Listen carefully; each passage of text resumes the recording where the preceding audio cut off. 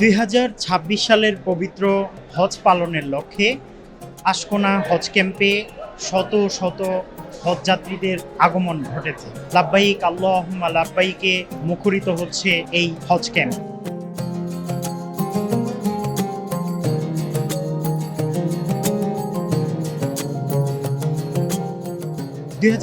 সালের হজ কভারেজের জন্য আমি মুফতি আব্দুল্লাহ তামিম 2024 সালের মতো এবারও সময় টেলিভিশনের পক্ষ থেকে সৌদি আরবে যাচ্ছি আপনাদেরকে প্রতিটি জায়গার আপডেট জানানোর জন্য। অবশ্যই হজের প্রতিটি জায়গার প্রতিটি স্থানের আরাফা, মিনা, মুজদালিফা থেকে আপনারা প্রত্যেকটি আপডেট পেতে সময় টেলিভিশনের ফেসবুক পেজ, ইউটিউব চ্যানেল এবং সময় টেলিভিশনে চোখ রাখবেন। সঙ্গেই থাকবেন সময়ে। মুফতি আব্দুল্লাহ তামিম, সময় সংবাদ, আশকোনা, ঢাকা।